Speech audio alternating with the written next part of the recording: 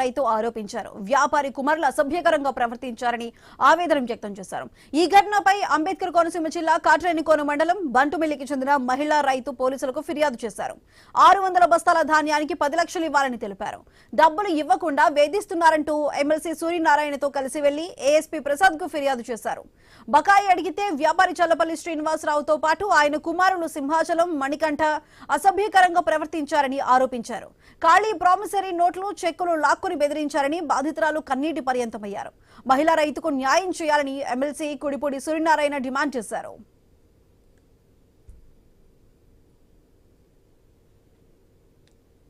ఒక 600 బస్తాల ధాన్యం మేము తూయడం జరిగింది. వాళ్ళు ఏం చేశారంటే ప్రభుత్వం నుంచి మా ధాన్యం అకౌంట్లో పడిన 4,57,000 రూపాయలు వాళ్ళ అకౌంట్లోకి జమ చేసేసుకున్నారు దౌర్జన్యంగా మా నాన్నగారి అకౌంట్ నుంచి. అయితే మేము వాళ్ళకి ఖాళీ ఎంటీ నోట్లు, 3 ప్రామిసరీ నోట్లు, 2 చెక్ బుక్లు ఇవ్వడం జరిగింది.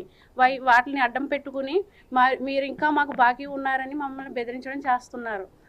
అదే కాకుండా నేను ధాన్యం చూసేటప్పుడు సివిల్ సప్లై వాళ్ళు చెకింగ్ ఆఫీసర్ వచ్చారు. ఆయన ఏం చేశారంటే ఒక 15 కేజీలు రాడు తీసుకొచ్చి కాటా మీద పెట్టి చెకింగ్ చేశారు. 15 కేజీలకి కేజీ తేడా ఉందని చెప్పారు. 70 కేజీల్లో మాకు 70 కేజీలు చూస్తున్నారు కాబట్టి 70 కేజీల్లో 5 కేజీలు మొగ్గు కూడా తీసుకుపోతున్నారు వీళ్ళు.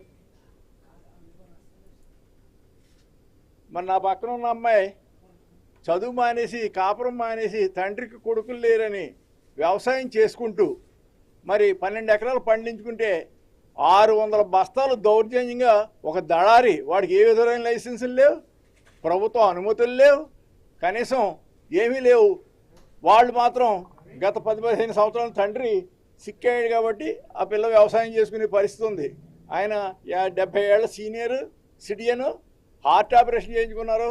మొత్తం ఆయన భార్య, ఆయన కూతురు, ఆయన బంధువులు అందరూ పని చేసుకుంటే పండించినట్టు పంటను 600 బస్తాలను దొబ్బేసి మరి ఇవాళ రైతుని సర్వనాశనం చేస్తున్నటువంటి మరి ఈ దళారీల వ్యవస్థల్ని ప్రభుత్వం ఏమీ చేయలేకపోతుంది.